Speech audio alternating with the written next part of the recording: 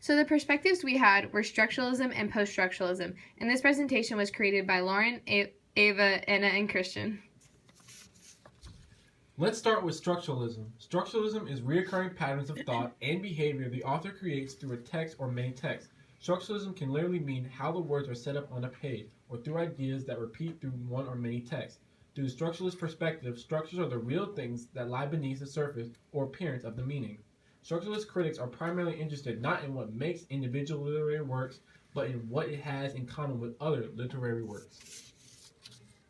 So the key points of structuralism are significance of the work, structure versus content, intellectual rigor, and objective analysis. Structuralism allows readers to identify what is significant in a literary work through its structure. The structure within a passage or novel is the primary focus versus the content of the passage. The intellectual rigor that is required to understand a passage within this literary school is very high because you are focusing on the underlying meaning rather than simply what the author is telling you. Let's look at how structuralism can be applied.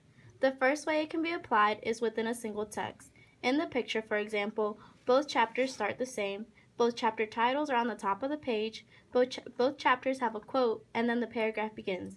In this way, either the physical structure of the text as well as the meaning and themes are examined throughout one text. The next way structuralism can be applied is by comparing similar structures of multiple texts. In this picture, when comparing Shakespeare's A Midsummer Night's Dream and Romeo and Juliet, they have similar structures because they are both plays that are set up through acts, scenes, and dialogue.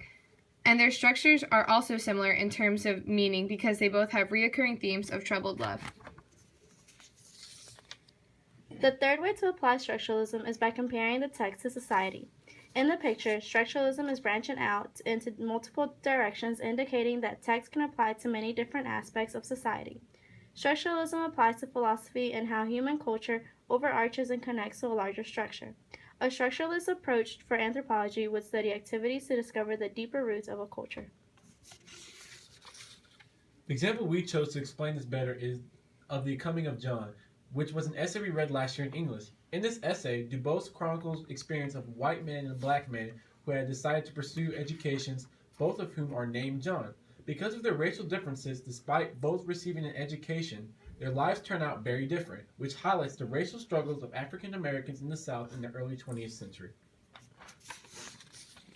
One way that the structure of The Coming of John is significant is through the transition for both characters named John. This transition that occurs throughout the story allows the reader to better understand how the different backgrounds of the characters affected their success in life. Some of you might remember that Du Bois did this interesting thing where he started each essay with a poetic epigraph and a bar of music called a Negro spiritual. This shows physical structure because it is a recurring pattern of how he applies the meaning throughout all of his essays. Structuralism is a very important literary school because it gives the reader the power to actively assess a literary work or works through their structure. The reader gains the skill of analyzing and comparing works, which is essential when becoming a conscious reader and writer. So now we're going to discuss post-structuralism, which is essentially the opposite of structuralism. To break it down even more, it's where the emphasis is on the reader. The reader's culture and society play as much of a role in the interpretation of the meaning as the author's culture and society. There are three key elements of post-structuralism. The first one is interpretation. The interpretation of the meaning of a text is dependent on the reader's own personal experiences. The next key element is no one correct meaning.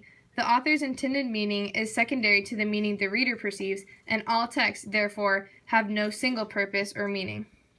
The third key is variety. Being reader-based, this allows for a variety of perspectives to create a multifaceted interpretation of a text, even if these interpretations are in conflict with one another.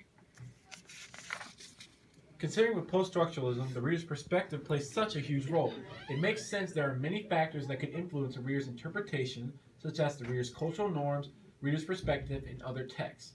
The society that reader lives in and the things that society values will greatly impact the reader's personal ideas and therefore their interpretation of the text.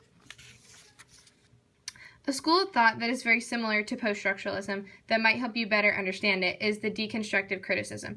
Deconstructive criticism includes reader-centered theories of meaning that ignore reference to the author's intention and deny the possibility of determining a meaning or correct interpretation for any text.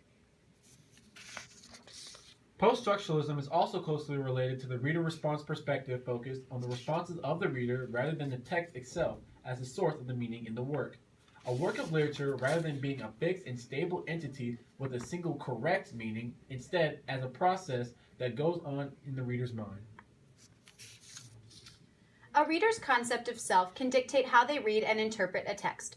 For example, in a text that discusses family adversities and struggles, a person who has actually had to deal with those situations will be able to better relate in a completely different way than a person who has had a supportive family and has never had to face much adversity.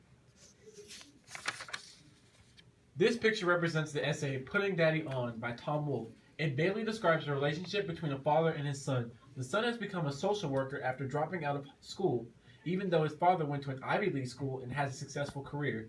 After the father visits his son in his apartment complex, the father becomes disgusted at the realization that his son would choose helping people in a low-income residency rather than getting a good education.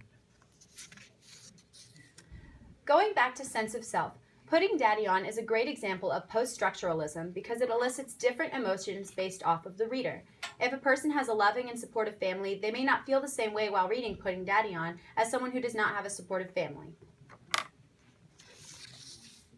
Just as a recap, the difference between structuralism and post-structuralism can be summed up with the author versus reader. Structuralism is very author-based. The intentions and structure the author sets up is primary to the interpretation of the text, while post-structuralism has a very reader-emphasis perspective, where the reader's experiences and culture has just as much impact on the interpretation as the author.